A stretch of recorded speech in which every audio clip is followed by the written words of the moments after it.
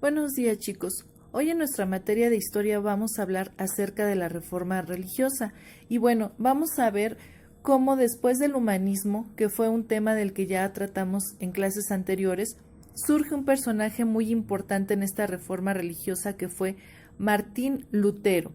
En ese tiempo, entre el siglo XIV y siglo XVI, la Iglesia Católica comenzó a vender lo que fueron las indulgencias, que fue un documento en donde se perdonaba aparentemente el perdón de los pecados de las personas, ya que en ese tiempo en la religión católica se creía que la gente al morir pasaba por el purgatorio, que era en un momento en el que se decidía si la gente iba al infierno o al cielo, y la Iglesia les prometía que a través de este documento ellos no iba a ser necesario que pasaran al purgatorio, sino que iban a tener su pase directo al cielo, lo cual era mentira y lo cual demostró Martín Lutero en este documento que él escribió, en donde estaba en contra de todo esto que decía la Iglesia, ya que Martín Lutero decía que nada de esto del purgatorio estaba escrito ni en el Nuevo ni en el Antiguo Testamento y que en la Biblia venía toda la verdad. ¿Por qué? Porque la Biblia había sido escrita por Dios o que eran palabras dichas por Dios y que en ningún momento se hablaba ahí del purgatorio. Entonces, todo esto que la Iglesia profanaba o que la Iglesia hacía creer a la gente acerca de este documento que los iba a salvar, pues se puso en tela de juicio con todo esto que empezó a decir Martín Lutero, ya que Martín Lutero trajo un cambio a todas estas creencias y a todo esto que profanaba la religión católica. También Martín Lutero decía que con solo la fe quedaban perdonados los pecados de las personas, que si la gente se arrepentía y tenía fe, ya con eso la gente podía ir al cielo. Entonces imagínense cómo en estos momentos la Iglesia se puso de cabeza en contra de Martín Lutero. ¿Por qué? Porque vino a arruinar todos sus planes que la Iglesia Católica tenía, ya que con la venta de estas indulgencias, la Iglesia empezó a hacer muchas construcciones de acuerdo a lo de la religión católica, empezaron a reformar muchas cosas y tenía muchos planes con todo este dinero que estaba cobrando por estas indulgencias que vendía, ya que pues ellos no invertían mucho, solo en un papel hacían un escrito en donde decían que quedaban perdonados todos sus pecados de las personas, le ponían algunas firmas, algunos sellos y ya los vendían en cantidades muy excesivas a las personas, con la promesa de que sus pecados quedarían olvidados, y pues lo cual pues no era verdad. Y todo esto Martín Lutero lo demostró en ese escrito o en esos escritos que él hizo en contra de todo esto que decía la Iglesia. Pero la Iglesia no se quedó tranquila y empezaron a surgir ciertas disputas, ciertas diferencias entre lo que decía la Iglesia y entre lo que decía Martín Lutero. Sin embargo, él siguió con estas creencias que él tenía, con estas ideas. Y les aclaro que Martín Lutero fue un monje alemán. Este monje alemán, pues sabemos que él sabía también de lo que nos estaba hablando. Él conocía también lo que era la Biblia. ¿Por qué? Porque era un monje.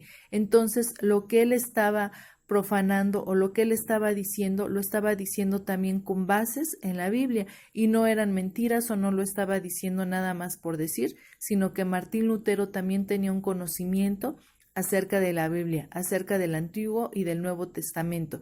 Es por eso que se atrevió a contradecir lo que decía la Iglesia en ese momento y apoyar todas estas ideas que también decía el humanismo acerca de que el hombre tenía la capacidad, tenía las habilidades para poder creer en lo que él quisiera y que él tenía la libertad de leer la Biblia sin ningún intermediario eclesiástico, que el hombre tenía esa capacidad para juzgar y para entender después de leer la Biblia lo que decía ahí, sin que nadie le estuviera diciendo qué es lo que tenía que hacer o qué era en lo que tenía que creer, que el hombre era libre de poder creer de acuerdo a lo que él leía en la Biblia y que todas las personas tenían este acceso y esta libertad para leer la Biblia sin que nadie les prohibiera leerla o sin que nadie les dijera en qué creer o qué partes de la Biblia sí creer y qué partes no, que todo lo que venía ahí era la verdad, porque repito, era la verdad que estaba escrita y dicha por Dios. Entonces Martín Lutero empezó con todo esto a reformar lo que fue la religión católica.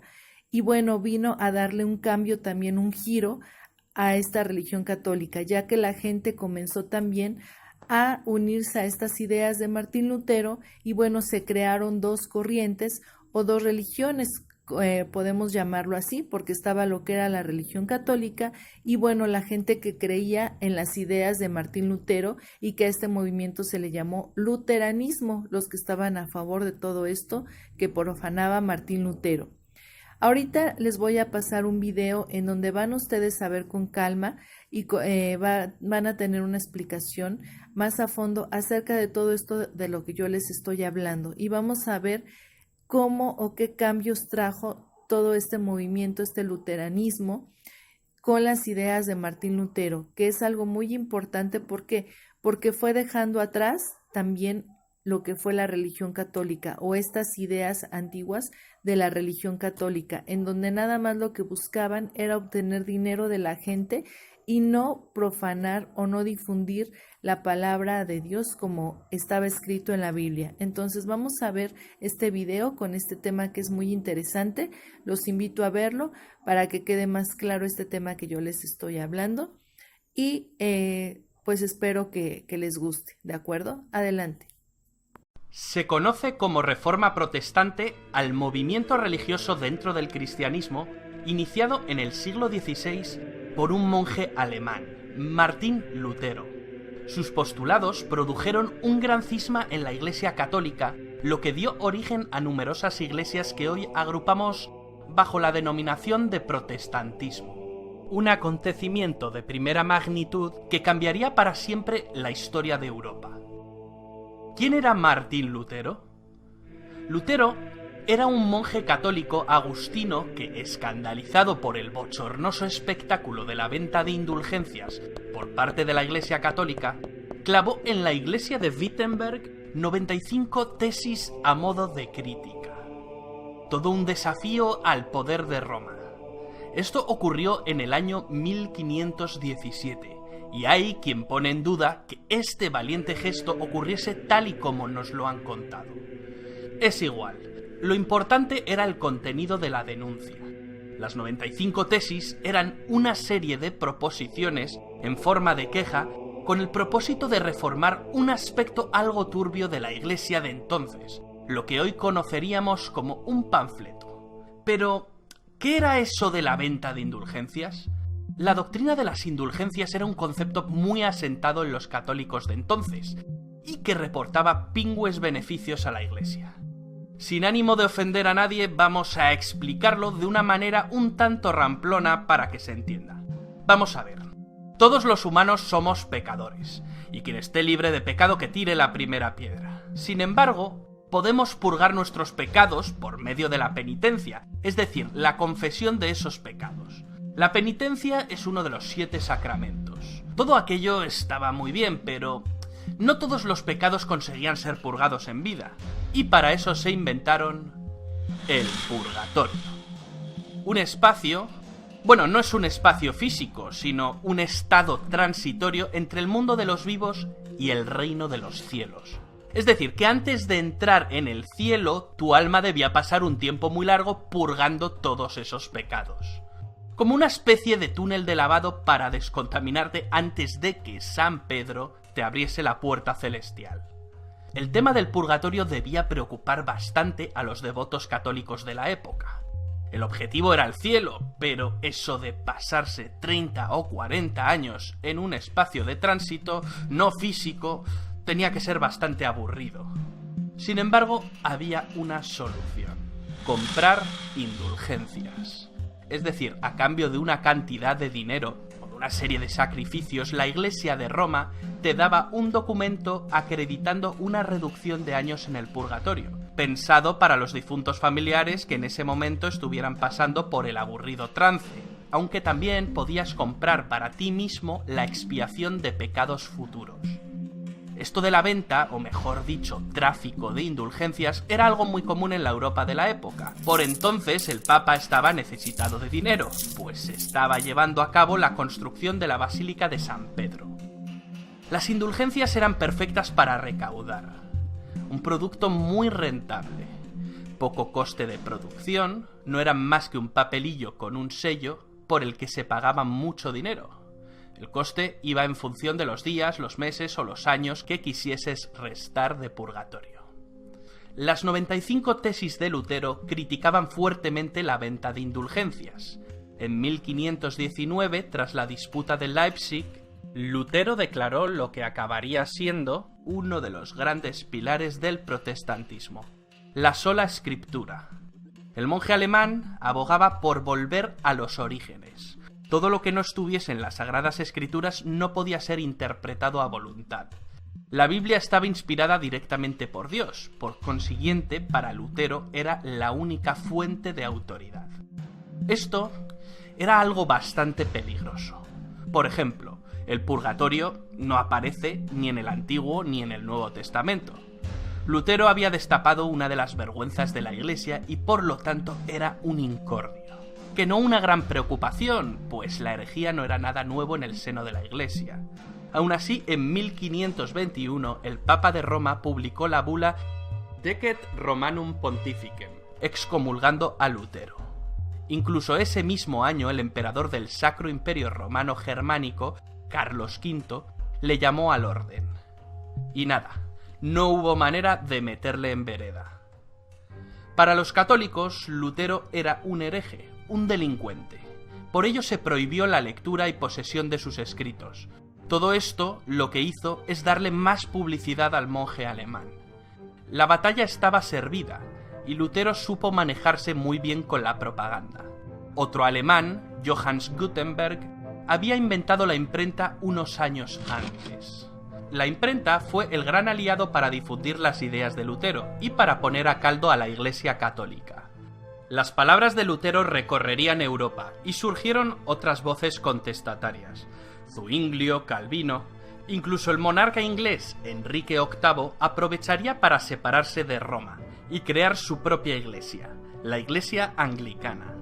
Tras la Dieta de Worms, los agentes de un príncipe alemán, Federico de Sajonia, capturaron a Lutero y lo refugiaron en el castillo de Wartburg. Querían protegerle. Durante estos años, Lutero traduciría la Biblia al alemán y desarrollaría su doctrina reformista. Este episodio es fundamental, pues para el príncipe alemán era muy importante tener a Lutero de su parte. Lutero era una herramienta muy necesaria y codiciada para desencadenar ese enfrentamiento entre las oligarquías alemanas y el emperador.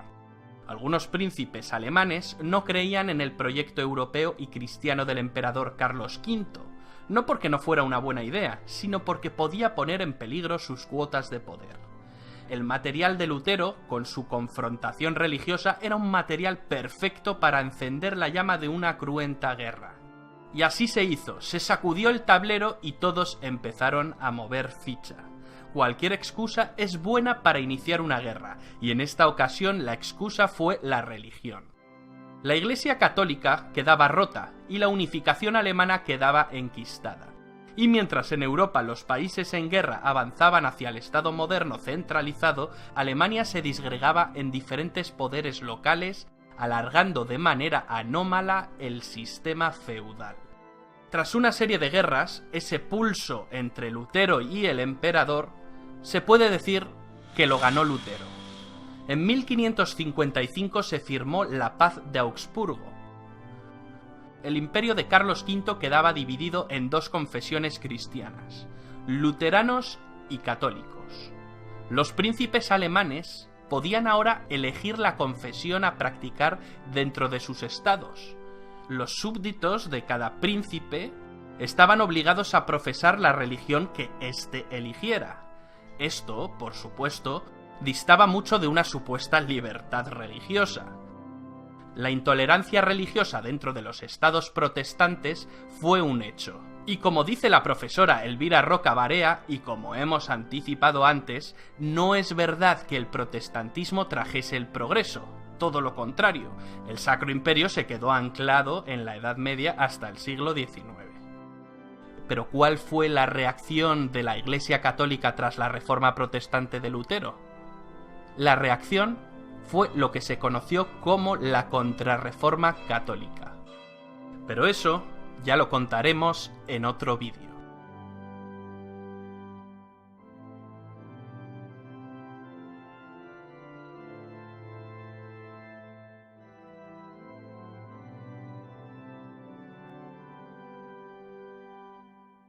¿Quieres ser miembro del canal?